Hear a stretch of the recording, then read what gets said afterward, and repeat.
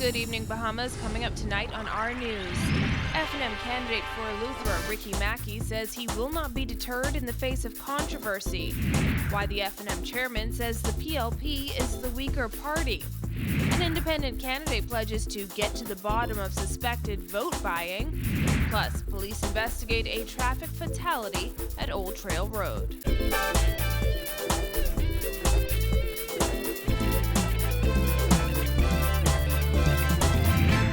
News is brought to you by Alive, the nation's newest and best LTE network.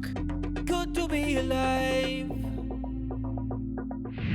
Welcome to our news and thanks for joining us. I'm Christina McNeil. Topping news tonight, embattled Free National Movement candidate for North Eleuthera, Ricky Mackey, says he will not be deterred and won't allow the PLP to distract him from the task at hand. His comments came as the F&M took its campaign to Eleuthera this weekend. Kyle Joaquin reports.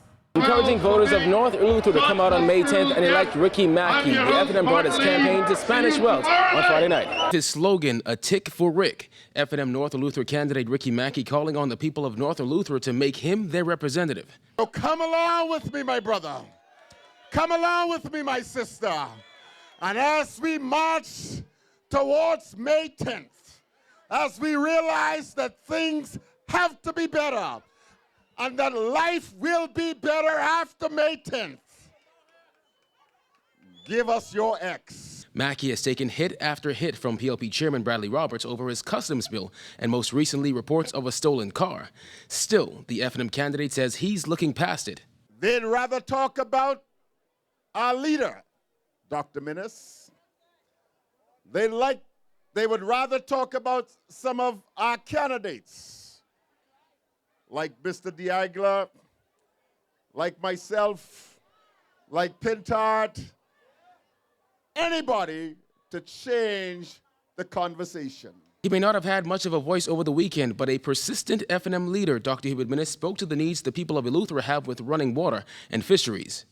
Rest assured that my F&M administration will always protect our fishing industry from foreigners who wish to rape our waters.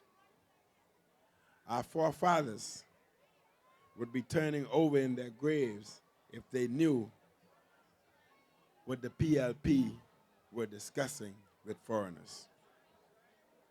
Under the F&M, foreigners will not be allowed to fish in our waters, not in our Bahamas.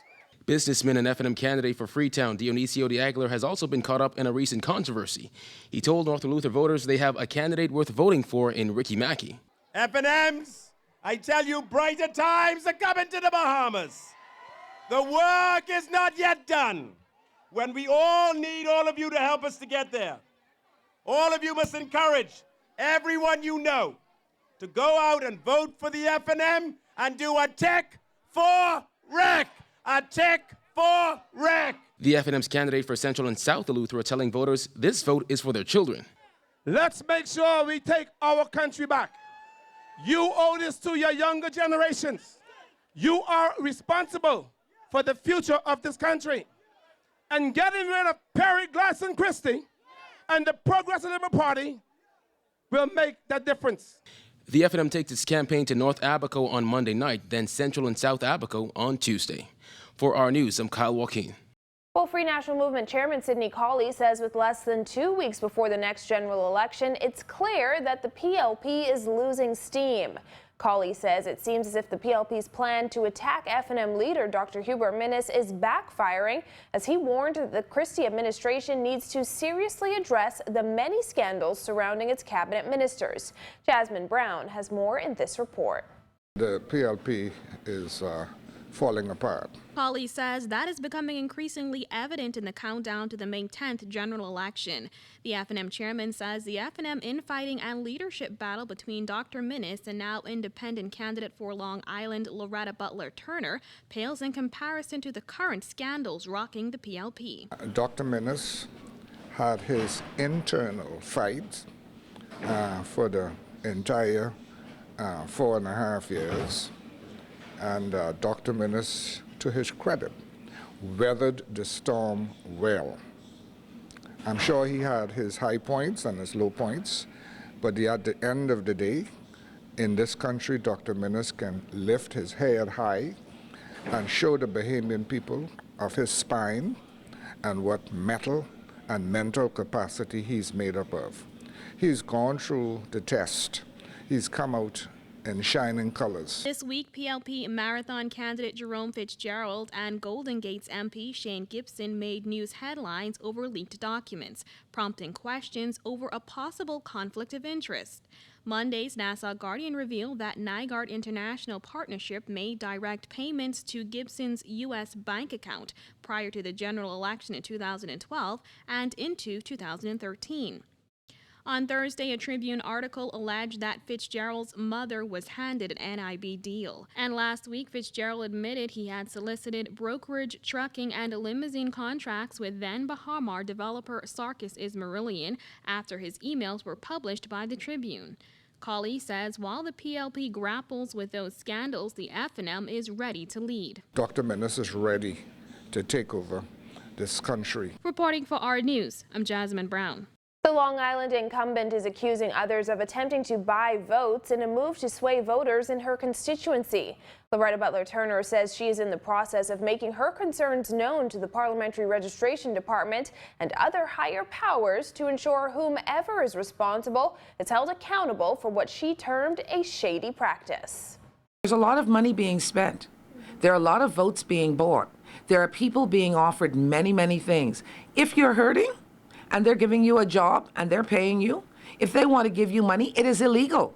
It is illegal for the candidate to offer it. While Butler Turner did not name names, Progressive Liberal Party Long Island candidate Glendon Roll last week refuted rumors he was buying votes in an effort to secure that seat. Butler Turner says vote buying is and should be considered an offense. It is illegal for people to buy votes. It is a serious offense. And I see it happening in my community. I have an individual who has been my supporter for many years, been a political supporter of the Free National Movement, been a supporter of mine, who called me to tell me that one of the candidates has offered to do a huge financial favor in return for votes. She says unless examples are made of those who should know better, conditions in the country and representation for Bahamians will not get any better. Now, she says she will be turning the matter over to those in a position to do something about it. I will make it a point to speak with not only Mr. Hall, but whoever the authorities are, because we cannot get the best representation for people when people are bribed to do something. Because if you get a favor, a financial favor from a person who's vying to be your MP, they really don't have to do anything else for you for the next 5 years.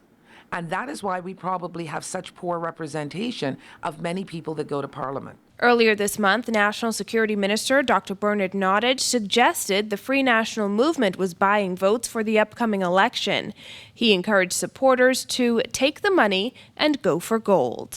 And with the voter register now topping 181,000 persons, Chairman of the Progressive Liberal Party, Bradley Roberts, says it is an encouraging sign that Bahamians are now ready to head to the polls and cast their ballots. Everybody was saying that there was voter apathy, and that's why people weren't registering.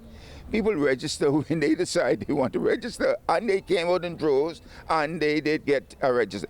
According to the latest figures released by the Parliamentary Registration Department, there are 181,675 registered voters.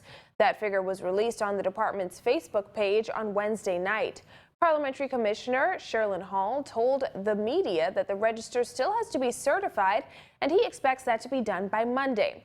With the advance poll scheduled for Wednesday, Roberts says it's now up to Bahamians to exercise their democratic right.